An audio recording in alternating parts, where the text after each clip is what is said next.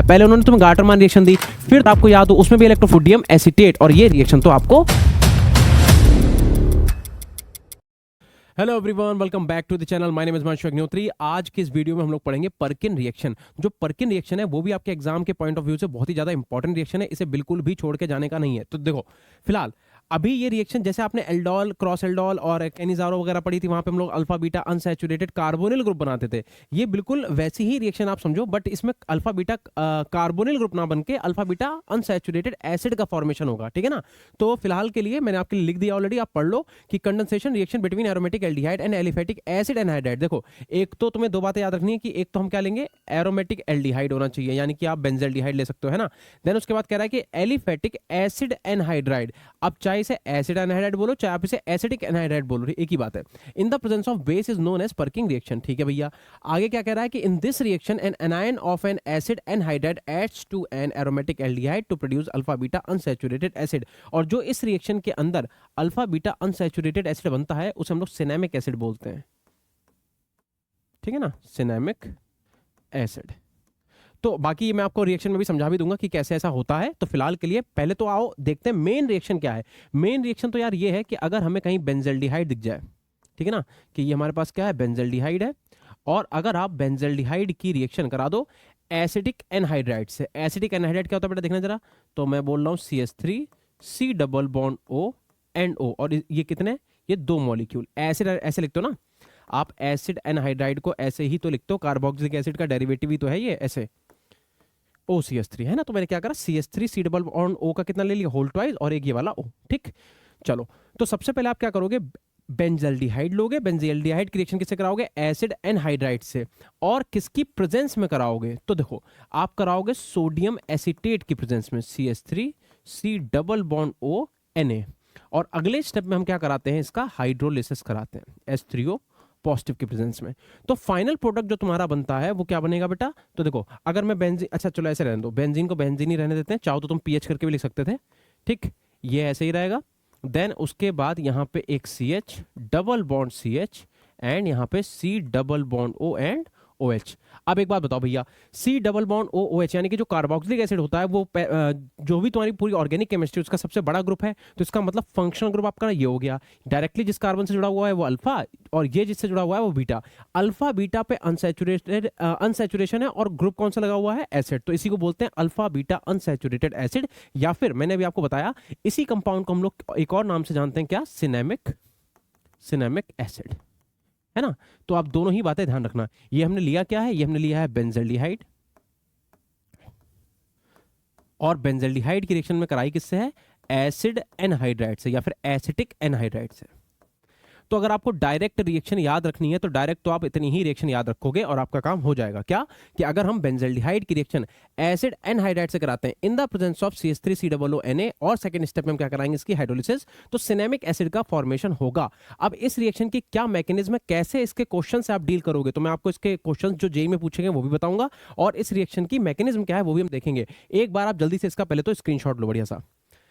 चलो भाई, स्क्रीनशॉट लेने के बाद अब हम चलते हैं इसकी मैकेनिज्म की तरफ। देखो बहुत ध्यान सुनना। अगर एक तो मैं तुम्हें फिर से रिएक्शन लिख के दिखाता हूं, मैं बेंजल्डिहाइड को ऐसे लिख ले रहा हूं, PH C double bond O and H, और एसिड एनहाइड्राइड को हम जैसे लिखा था वैसे ही ओपन करके लिख लेते हैं, C double bond O and CH3। कह रहा है कि इन दोनों की जब आप रिएक्शन कराते हो किससे, एसिडिक सोडियम एसीटेट से, यानी कि CH3 C डबल O और इधर क्या Na। और अगले स्टेप में क्या लेते हैं बेटा हम लोग, ये फर्स्ट स्टेप, ये सेकंड स्टेप में क्या लेंगे हम लोग, हाइड्रोलिसिस कराएंगे इसके H3O पॉजिटिव की प्रेजेंस में। तो फाइनल प्रोडक्ट अपने पास क्या बनेगा, PH CH double bond CH and COOH, यानी कि सिनेमिक एसिड। ये अपने पास डायरेक्ट रिएक्शन थी। तो डायरेक्टली अगर आप इतना याद रखोगे तब भी हम आपका काम चलवा देंगे, बट मैं चाहता हूं कि आप इसकी एक बार मैकेनिज्म भी ध्यान से देख लो। देखो यार, तो रिएक्शन में आपको पता है कि सबसे पहले हमें क्या करना पड़ेगा, या तो हमें रिएक्शन में दे रखा हो, नहीं दे रखा है तो इलेक्ट्रोफाइल और न्यूक्लियोफाइल हमें क्या करना पड़ता है, जनरेट करना पड़ता है। तो अगर आप ध्यान से देखो तो इलेक्ट्रोफाइल तो अपने पास है, देखो इस कार्बन पे कैसा चार्ज है, पार्शियल पॉजिटिव, तो इसका मतलब और आपको पता है कि बेंजल्डिहाइड का जो कार्बन है उस पर जो पॉजिटिव चार्ज है बहुत ज्यादा ही है, अगर हम फॉर्मेल्डिहाइड नहीं लेते हैं तो भैया ये ऑलरेडी इलेक्ट्रोफाइल है। न्यूक्लियोफाइल रिएक्शन में हमें नहीं दे रखा है, तो हमें क्या करना पड़ेगा, पहले इन दोनों की रिएक्शन करा के आपस में हमें न्यूक्लियोफाइल जनरेट करना होगा। तो मैं पहले क्या करता हूं, इस वाले कंपाउंड को उठा लेता हूं। तो देखो, तो मैंने क्या करा, CH3 को मैं ऐसे लिख दूं, और ये आ गया अपने पास C double bond O and इधर O, इधर भी C double bond O and आ गया अपने पास CH3।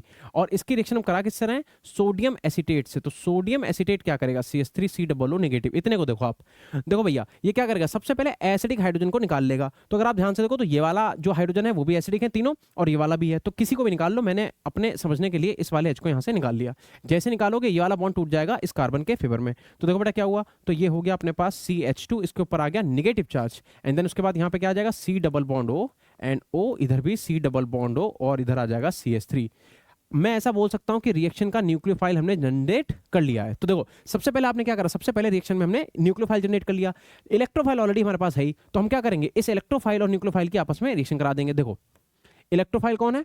इलेक्ट्रोफाइल अपने पास पीएच के साथ C डबल बॉन्ड O, और इधर क्या है? H। और जैसा कि आपको पता है ये वाला कार्बन कैसा है? इलेक्ट्रोफिलिक, और ये नेगेटिव चार्ज है। तो ये नेगेटिव चार्ज बेटा क्या करेगा? आके अटैक करेगा इस इलेक्ट्रोफिलिक कार्बन के ऊपर, और ये वाला बॉन्ड टूट जाएगा O के फेवर में। O पे नेगेटिव, उस नेगेटिव को H देके सीधे वहां पे क्या कर देंगे? OH। क्यों? क्योंकि ऑलरेडी आपने H2 पॉजिटिव ले रखा है, यानी कि H+ हम मेरे पास है रिएक्शन में। तो मैंने क्या करा? अब देखो यहाँ से देखो, तो अपने पास पीएच था, पीएच से सी से ओ पे क्या आएगा? नेगेटिव। उस नेगेटिव को यहाँ से एच देके OH कर दिया मैंने, तो यहाँ पे डायरेक्ट मैं OH लग दे रहा हूँ। सी के पास क्या? एक H है, सी के पास ये वाला H।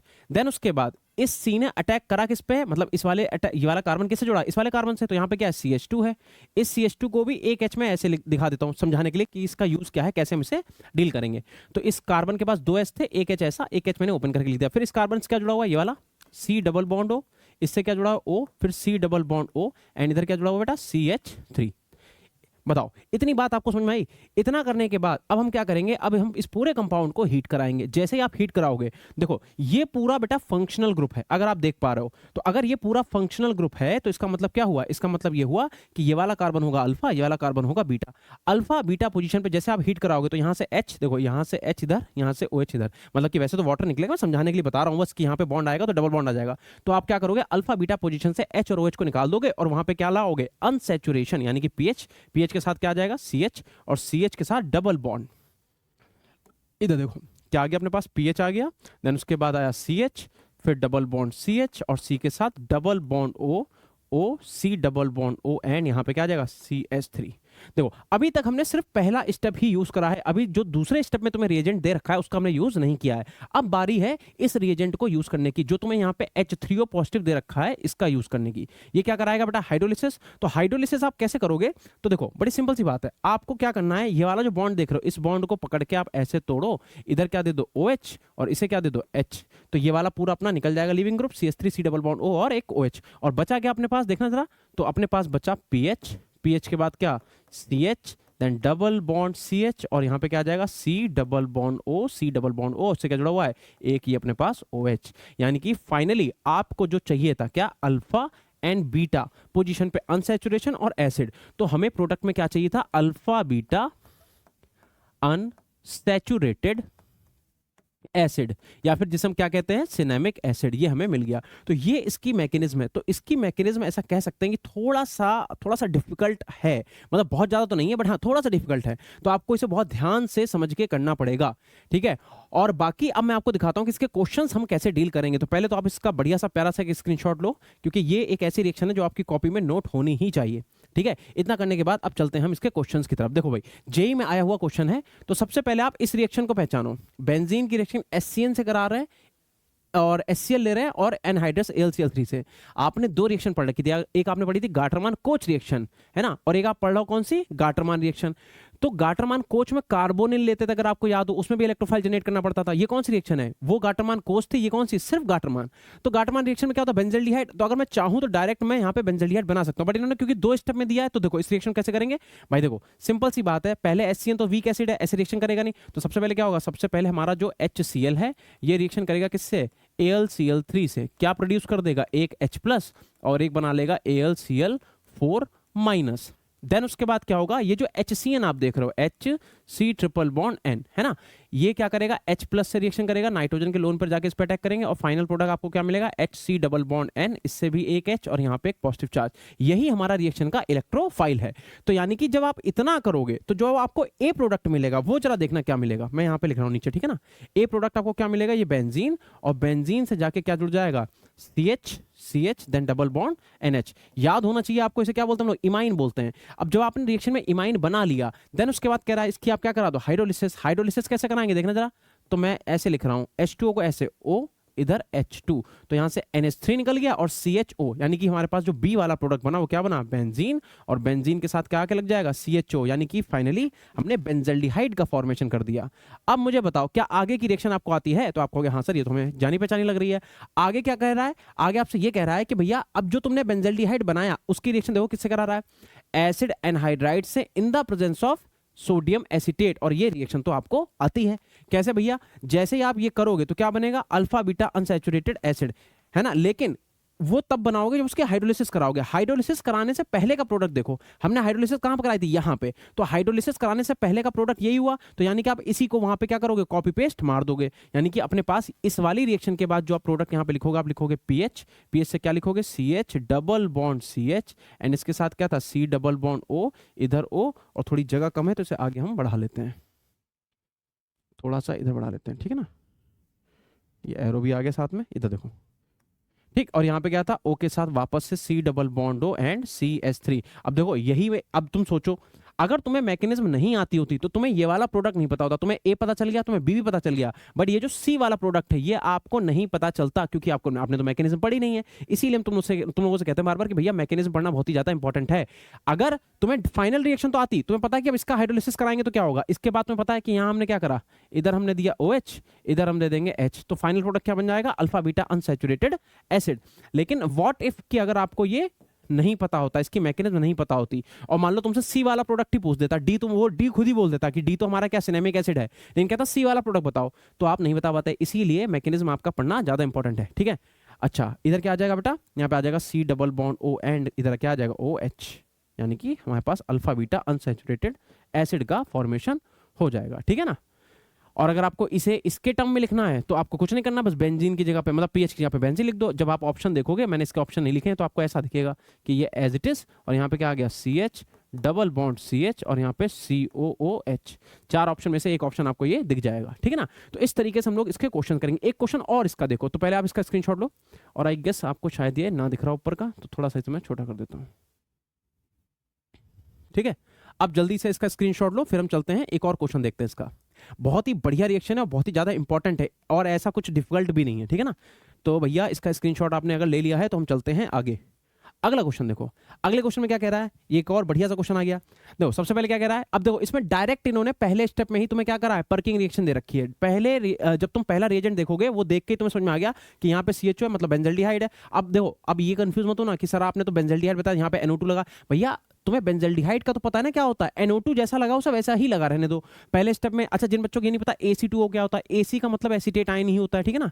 इसे हम लोग CH3COO- ही बोलते हैं, ध्यान रखना पूरे को, ACO को। तो यहाँ पे AC2O का मतलब क्या हो जाएगा, एसिड एनहाइड्राइड, और यहाँ पे AC का मतलब क्या हो जाएगा, ये हो जाएगा CH3CO, और फिर ONA, ठीक।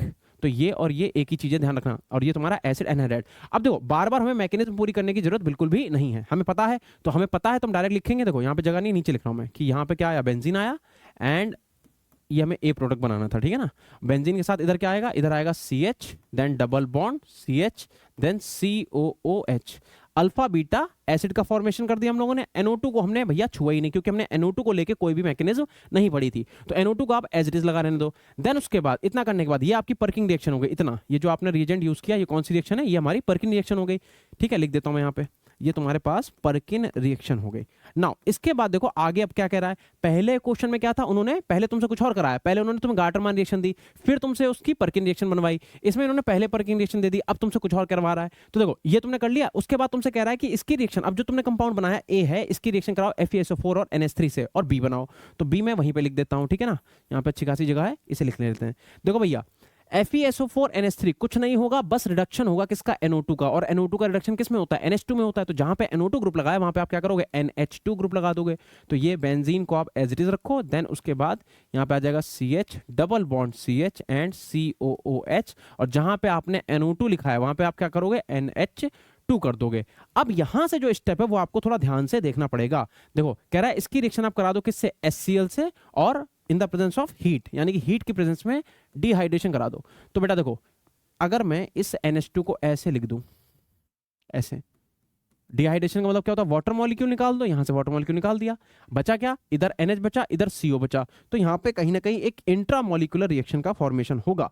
और होगा क्या, देखो इधर ये बेंजीन एज इट इज बेटा, ठीक, ये बॉन्ड ऐसे बॉन्ड, और यहां पे क्या था, ये था CH, इस CH से ये डबल बॉन्ड CH, ठीक है, इस C से क्या जुड़ा हुआ है, इस C से एक O है, तो C से O मतलब ऐसा होगा। और यहाँ पे क्या था, नाइट्रोजन, नाइट्रोजन से एक क्या जुड़ा हुआ है, H, और ये क्या करेगा, एक लोन पेयर से इसके साथ बॉन्ड बना लेगा। लेकिन अगर आप ध्यान से देख पा रहे हो तो बेटा ये कीटो फॉर्म है। कौन सी फॉर्म है ये, कीटो फॉर्म। और आपने बहुत अच्छे से पढ़ रखा है कि कीटो और इनॉल में जनरली क्या होता है, वैसे तो कीटो फॉर्म स्टेबल होती है, बट कुछ केसेस में इनॉल फॉर्म ज्यादा स्टेबल हो जाती है कीटो से। वो केसेस कौन से, अगर मॉलिक्यूल तुम्हारा एरोमेटिक हो जाए, अगर मॉलिक्यूल में क्या हो जाए, हाइड्रोजन बॉन्डिंग हो जाए, ये सब कुछ केसेस है ना। तो अगर तुम ध्यान से देखो तो अभी ये एक कोई एरोमेटिक कंपाउंड नहीं है, लेकिन अगर तुम इस वाले बॉन्ड को इधर शिफ्ट करा दो और ये बॉन्ड इसके ऊपर करा दो, तो O पे क्या आएगा, निगेटिव, इस निगेटिव को तुम S दे दोगे, तो ये कीटो फॉर्म किस में कन्वर्ट हो जाएगी, इनॉल में। जरा देखना, तो जैसे ही तुम कीटो फॉर्म को इनॉल में कन्वर्ट करोगे, तुमने क्या करा, ये वाला बॉन्ड ऐसे, ये वाला बॉन्ड ऐसे, ये वाला बॉन्ड ऐसे, एंड आफ्टर दैट क्या कहते हैं, यहां पे क्या है अपने पास CH, देन उसके बाद डबल बॉन्ड CH, ठीक है ना। और यहां पे क्या था अपने पास N के साथ तुमने इधर भी कर दिया डबल बॉन्ड। रुको इसे सही से लिखते हैं, रुको यार, देखो ये अपने पास बेंजीन, ठीक है ना, बॉन्ड सही कर लेना। देन उसके बाद अपने पास क्या था, यहाँ पे CH था, CH साथ यहाँ पे डबल बॉन्ड CH था, और इसके बाद यहाँ पे था N से तुमने क्या करा, डबल बॉन्ड, और ये हो गया अपने पास C से इधर सिंगल बॉन्ड, और यहाँ पे क्या लगा दोगे, OH। कैसे हुआ बेटा ये, देखो ये वाला बॉन्ड इधर शिफ्ट कराओगे, यहाँ डबल बॉन्ड, कार्बन 5 बॉन्ड बनाएगा नहीं, इसका पाई बॉन्ड टूटेगा O के फेवर में, O पे नेगेटिव, इस नेगेटिव को ये वाला S देके इनॉल बन जाएगा। देखो जिस कार्बन पे डबल बॉन्ड है उसी पे OH है, इसे क्या बोलते हैं, इनॉल फॉर्म। और भैया तुमने ऐसा क्यों करा, जनरली तो कीटो फॉर्म स्टेबल होते, इनॉल कैसे स्टेबल करा दी हमने, इनॉल क्यों बनाई, क्योंकि ये अब जो कंपाउंड बना वो कैसा कंपाउंड हो गया, ये अब एक एरोमेटिक कंपाउंड हो गया। तो क्योंकि इसमें एरोमेटिसिटी आ रही है इनॉल बनाने की वजह से, इसलिए हम लोग इनॉल फॉर्म में कन्वर्ट करेंगे। अदरवाइज अगर मान लो ऑप्शन में हमें कीटो दिया होता और इसमें एरोमेटिसिटी नहीं आ रही होती तो हम इसे कन्वर्ट नहीं करते। जनरली क्या होता है, कीटो फॉर्म स्टेबल होती है किससे, इनॉल से। लेकिन अगर मॉलिक्यूल इनॉल फॉर्म आने की वजह से एरोमेटिक हो जाए, या हाइड्रोजन बॉन्डिंग हो जाए, या उसमें कॉन्जुगेशन आ जाए, तो हम क्या करते हैं, जनरली उसे कन्वर्ट कर देते हैं इनॉल में, क्योंकि उस केस में enol is more stable than keto form. और ये बहुत ही बढ़िया क्वेश्चन है, जेईई में आया हुआ, तो जल्दी से इसका screenshot low, and I hope तुम्हें ये रिएक्शन समझ में आई होगी, ठीक है ना। बहुत ही आसान सी बढ़िया सी रिएक्शन थी, फटाफट से इसका स्क्रीनशॉट लो। पहले स्टेप में तुमने क्या करा, पहले स्टेप में तुमने पर्किंग रिएक्शन थी तो तुमने कुछ नहीं करना था, जहां पे बेंजल्डिहाइड था NO2 को छुपा लो, जहां पे बेंजल्डिहाइड था वहां पे तुम अल्फा बीटा, ये कौन सा कार्बन हो गया अल्फा, ये हो गया बीटा कार्बन, वहां पे अल्फा बीटा अनसैचुरेटेड एसिड ले आओगे। अगले स्टेप में तुमसे कह रहा है कि रिडक्शन करा दो, किसका कराओगे, NO2 का रिडक्शन करा दिया NH2 में, HCl के साथ हीट करा रहे हो, डिहाइड्रेशन करा दो, डिहाइड्रेशन वाटर निकाल दो, यहां से OH यहां से H, वाटर मॉलिक्यूल निकाला। जैसे ही वाटर मॉलिक्यूल निकालोगे इसका लोन पेयर इस इलेक्ट्रोफिलिक कार्बन पे अटैक करेगा और रिंग का फॉर्मेशन कर लेगा। ये कौन सी रिएक्शन हुई, ये एक इंट्रा मॉलिक्यूलर रिंग फॉर्मेशन हुआ है ना, intramolecular ring formation. Then उसके बाद हमने क्या करा, अब हमारे पास जो हमने रिंग फॉर्मेशन करा वो एक कीटो फॉर्म था, तो हमने कीटो फॉर्म को कन्वर्ट कर दिया इनॉल में, बिकॉज क्योंकि इनॉल फॉर्म जो बनी उसमें एरोमेटिसिटी आ चुकी थी इस वजह से, ठीक है। तो इसका स्क्रीनशॉट लो बढ़िया सा, एंड फिलहाल के लिए इस रिएक्शन में इतना ही। Thank you so much, bye.